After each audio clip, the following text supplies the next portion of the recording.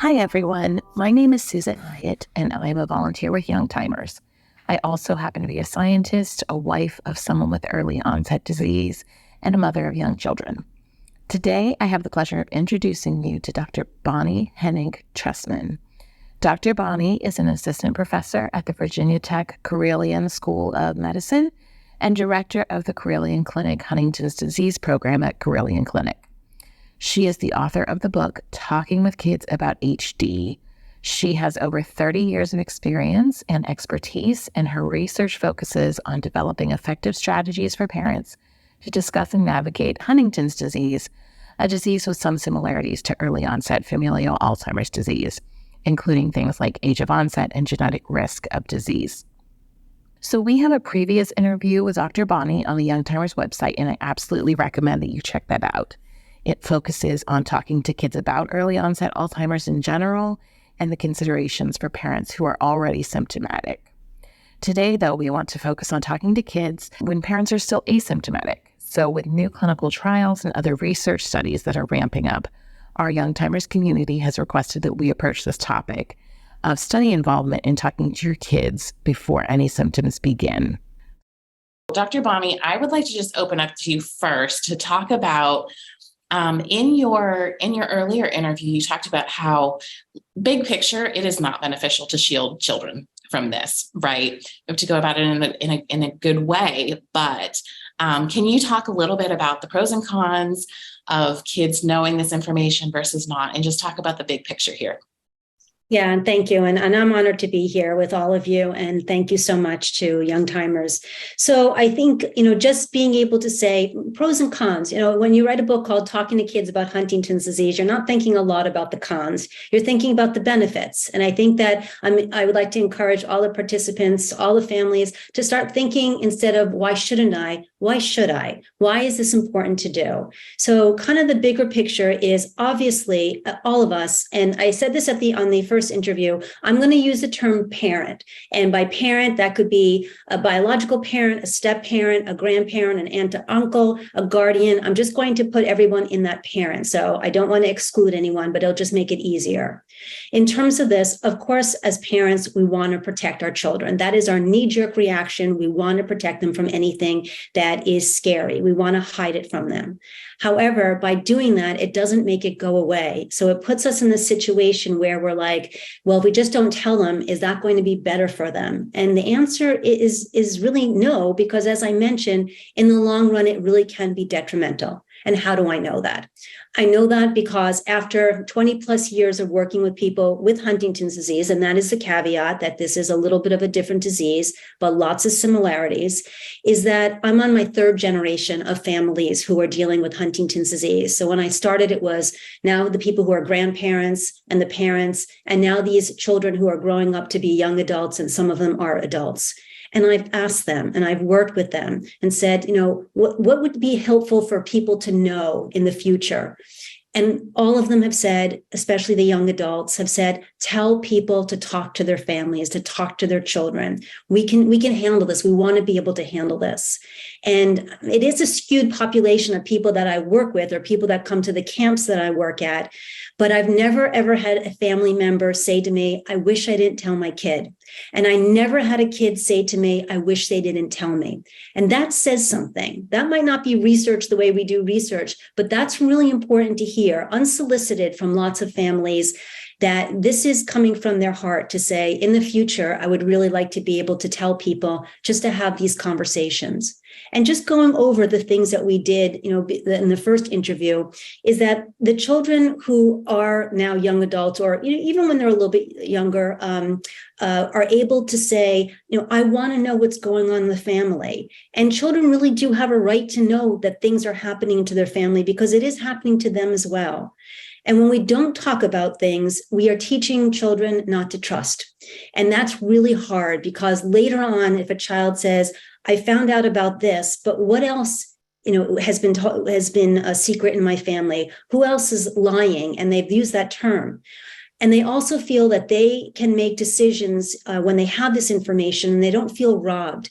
Even as I mentioned to Lindsay in the first interview, I've had people who are at risk or who are impacted and affected with Huntington's disease say, I might have made the same decisions I did along my journey, but it feels like I was robbed because I didn't have all that information right in front of me. And I deserved to have that information. So I think it's really important that we try to grow, a foundation of trust, so we don't have to think about the lying, and we don't have to think about what we told one kid or not told the other kid. I think it's really important to at least have this common ground and start finding the benefits of why it's important to talk to children. Absolutely. And so thinking about maintaining that trust, but also balancing to not make them confused or fearful, what would you suggest for people who maybe are in clinical trials or aren't in clinical trials, but are pre-symptomatic and have either just learned their risk or have known about it for a while? What would you say about how to decide for your family when to share that information? Yeah. And I think you said something really important, that last part, your family. Every family is different. I think that's really important that people are able to look at their own family. Now, I think it's also because of the work I've done in Huntington's disease is that we have generations of families that sometimes have held this information quite close to their chest. So I think it really is important for people to at least think about their own experience and say, is that the experience I want? Or do I need to maybe get a little support to think about my own feelings? Or am I angry at my own parents? Or am I confused? Or were there different things that I wanted to find out about? And just take a moment when you get that diagnosis or that information. And I think this is similar in EOFAD as with Huntington's.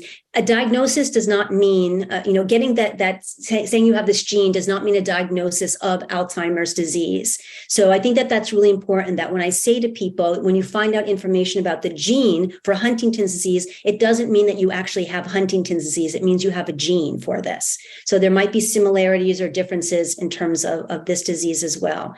So I think it's really important to say, how can I process this now first? And take a few minutes to do that. So when I'm giving results in terms of if a person does have this gene for Huntington's disease, before that, I do a lot of work to say, where are your kids going to be? Are they in the next room? Especially because I do some of this online. Are you coming to the clinic and they're waiting in the waiting room? Are you going home right after? Take some time to process this and really think it through. What are you going to do that afternoon? Where are your children? Can somebody take them out that night? Can a friend or a family member take them overnight, take them to dinner, do something, just to give yourself a little bit of a time to process this. That is really, really important. People are like, well, I'll go home and it'll be fine and I'll decide what to do. But it's really, really difficult to do that unless you plan for that. So plan for that and then make a decision in terms of, like you said, in terms of Susan, you have kids of different ages. So it's really important to just think about developmentally where everybody is. Now, my caveat is it's really important, I do feel, to tell all the kids at least something. Now, your teens are going to ask very different information than your 5-year-old. And I think that's really important to be able to say, first of all, developmentally, where are they? Because I can tell you that there are 10-year-olds out there who can tell you the pathology of Huntington's disease pretty down to the T. And then there are 17-year-olds who really don't have the correct information and aren't really mature enough to have a lot of these in-depth conversations. But everyone knows basically the information that there is, again, I'm going to use the disease that I'm familiar with, Huntington's disease in the family. So in terms of that pre-symptomatic, asymptomatic, those different terms, if there is information that you have, and if it's going to affect, even if it's not daily, but something that's going on in the family, clinical trials, there's going to be doctor visits, there's going to be something that's different. I think that's really important to start thinking about sooner versus later. One of the reasons for that is that it's just easier to put it off when you just say, I'm just going to do that tomorrow, or I'm going to do that next year. a lot of times there become these excuses of, well, now it's not the time, or it's their birthday, or the holidays are coming up, or they have final exams, or they're dating, or all of a sudden it becomes really, really difficult. And that burden for you becomes really, really heavy. So I think that it's really important to give yourself a little bit of time to process this, talk to a therapist, talk to support people, whoever you need, and then be able to say, what's the least, the smallest amount of information I can give to this family to say, here's what's going on. Does that help? I think it definitely does. I think what you said about, first of all, saying, why should I tell them? I think that's a great question to ask. And right, if there are things that are going to be coming up that are going to affect them, that is absolutely the reason to do it as well. And so part of, again, my experience is a little different because my husband was showing some very mild symptoms, but my son needed that validation of, yes, we're not just pretending that he didn't forget something. Like, this is actually happening in your life, not to say, oh, we just have other doctor's appointments. It's nothing. It's fine. I think just really validating that, like you said. And that's a really good point, because I think that, that their fears can become worse than what's actually going on. Now, this is not a great disease, right? Huntington's is not a great disease. It's not a good thing. But when there are doctor's appointments and no one's talking about it, or if you're that family that all of a sudden 3 people are in the room talking and a child walks in and all of a sudden everyone stops, that child's going to be like, what's going on? What's happening? No one's talking to me. Is there something that I've done? Is there something that someone's going to be dying shortly? So I think, again, by talking about it, you allay those fears. And I think that it's really important to be able to not create this monster for children of, saying no one's going to talk about it, because again, we're trying to protect our children, but in their mind, there's something going on and no one's talking about it to them. Right. Awesome. So we had a question from a Diane participant. So someone participating in one of the the trials that are opening up now. And so they said, one of the worries I have in telling my kids about the clinical trial and my risk is that they will think Alzheimer's may have started anytime I forget something or forget a name. So how can you best address these concerns about being treated differently, right? Yes, I love this question, because this happens in families impacted by Huntington's disease as well. And it's called, putting yourself under the microscope. So certainly people who are at risk and people who have been diagnosed with having a gene that causes something like this will put themselves under the microscope anyway. So each time you forget a kid's name, each time you trip, each time you, have an outburst, each time you're just not feeling like yourself, there is this whole thing about putting yourself under the microscope and saying, is this starting? So this is happening for you. And then sometimes when I say to a person who is impacted by Huntington or affected by Huntington's disease, well, what about your significant other? When they trip or when they forget a kid's name or something else happens, what are you attributing that to? Well, either we're multitasking or getting older, all these different things are happening. Oh, so you're giving that person a bye, but not yourself. Okay, so let's take that and think about that first, because people do put themselves under the microscope. Now, with children, to be able to say to families, once you've disclosed all of this, to say, let's talk about this. Let's talk about the symptoms. Let's talk about what we're expecting, because with a little bit of a difference with Alzheimer's disease, especially familial Alzheimer's disease and early onset, is that you might know a little bit more in terms of time frame. We have generalizations in Huntington's disease, but it's a little bit more of a science with EOFAD, and that's great. So we kind of know a little bit more in terms of when symptoms might start. But I think it's really important to be able to say, I'm going to the doctor and I'm seeing people and they're going to be doing testing and they're going to be working with me. And I'm going to let them know, if I'm feeling a certain way, that I'm forgetting things or something else is happening.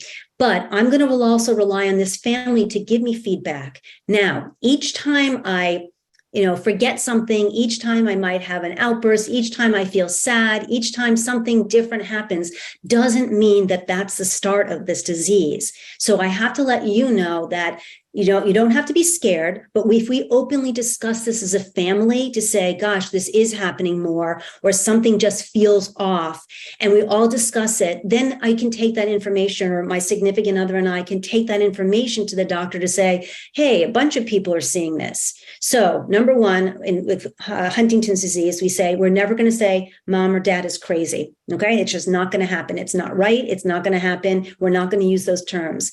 If you feel that there's something going on, I will be open to that, or I'll try to be open to that. And we're going to take that back to the doctor to say, this is what's going on. Is this just because I have a teenager and it is, we're kind of butting heads? Is this because I have a bunch of kids under the age of 4 and I'm not getting sleep, and something else is going on medically because I can't, put the day together? Or is this something in terms of this disease process starting? So what I'm saying to people is own it. Say to your children, this is a symptom. However, each time I forget something does not mean it's going to start. And I don't want you to think that, but I want you to be open with me and we can discuss that, because there's going to be days that I don't get sleep, or I'm hangry, or I just I'm not feeling well. And it might seem like there are symptoms, but we need to kind of talk about this as a family openly and not be afraid. Does that help to answer that question? I think it does. I think that's great. And I think I really like giving them words. Again, a little different with Alzheimer's, but I love we're not going to say that you're crazy. Like, that's just off the table. So just giving them the language too, of what's appropriate sort of, and what's not. So sort of going into that, we also had a question about what to disclose. And it sounds like you are in favor of disclosing in an age appropriate way. But we had talked about, would it make sense for someone who's asymptomatic to talk to their children about family history, say they are at risk, say they're participating in research, but not disclose their status? So in terms of this, again, when we are disclosing this information, it's not a 2-4 hour long dissertation to children. It just, they're not going to be able to handle all that. But you can certainly give information to them about the disease and, what this is going to mean. Now, you can have that child who all of a sudden starts asking a million questions. What does this mean? Are you going to die? Can I get this? You need to prepare for that, because if your thought is, I'm just going to give them this much and that's all I can handle, and then your child is somebody, which we all have children like that starts asking all these questions, you need to be ready for them. You need to be ready for those questions of, are you going to die from this? Can I get this? Am I going to die from this? And think about those answers. You might not need those answers. You might not need to answer those questions right away, but at some point those things are going to come up. So again, the way I kind of tell people to think about this is, when you start to feed a baby food, you're not giving them a steak dinner. You're giving them a little bit of food at a time, seeing if they're taking it and seeing if they can digest it, and how they react to that. And then you can give them more, and you can give them more different variation of different foods. And that, I want you to just think about that. You don't need to feed a baby a steak dinner. But if that child, is 2 and all of a sudden just says, enough with the baby food and just, bring it on and I can handle it, then that's where that child is. And again, sometimes families have a child that one wants to say, I want to talk about this all the time, and will bring it up all the time. And another that might say, I never want to talk about this again. That's okay. You don't need to force the steak dinner on them, but to simply say, you don't have to talk about it, but this is something we're going to talk about as a family. And it really will be important for you to sit there. Even if you want to sit there on your phone, they're still going to be listening. But if you want to sit there, in the room, it's really important that everyone has this information, or the same information. I had a doctor's appointment this morning. This is how it went. Are there any questions? Then that one kid's going to ask a whole bunch of questions, and the other kid you think is just checked out, that kid is taking it all in. And that kid might go to the other parent. That kid might ask an older sibling, but it's really important just to be able to say, I'm not going to force you to ask anything. Now, one other caveat with that is, sometimes kids don't ask questions because they think they're upsetting us. So again, own it, to say, you don't have to ask questions, but I know that when I found out about this, it was scary. And at first I was like, oh, do I want to hear these answers, or do I want to ask mom or dad who is impacted by this, because I don't want to upset them. So just know that nothing you're going to say to me is going to overly upset me. If there's upsetting things, then we can talk about it. And yeah, there might be times that I'm sad, but that's an emotion and that's okay. It's okay to be sad.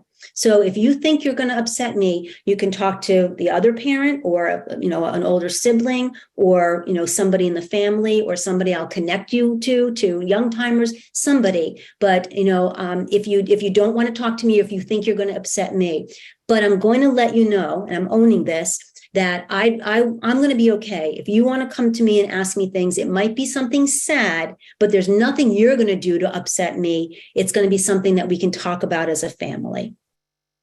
Yeah, that's super.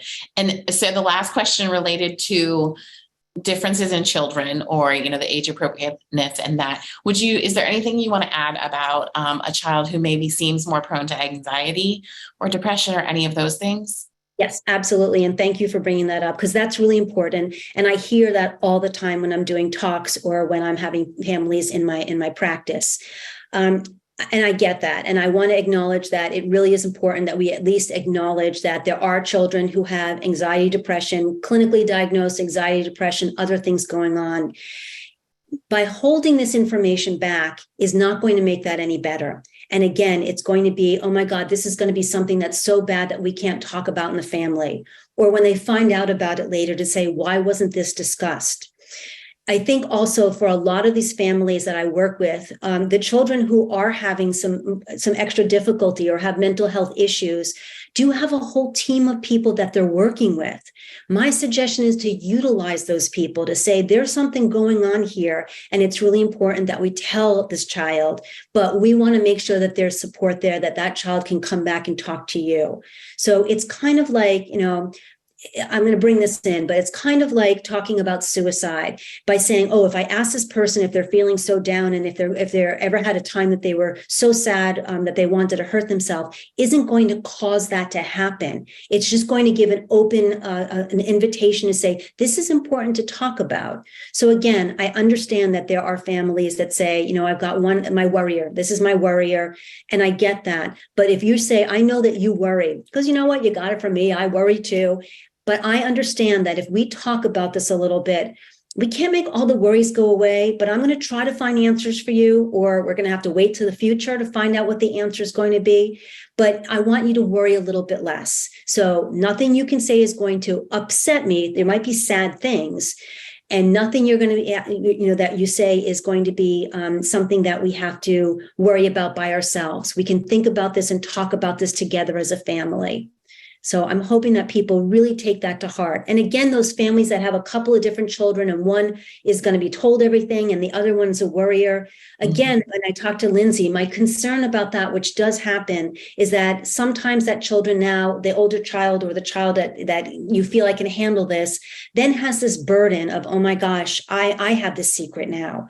Or they are going to tell that child and tell that child not to tell you that they were told. So again, these levels of secrecy and who knows what, it really is hard to negotiate all of that. So I think giving children information little by little, and if they are a child that really wants more information, then they're telling you, they're kind of giving you the roadmap of what they need.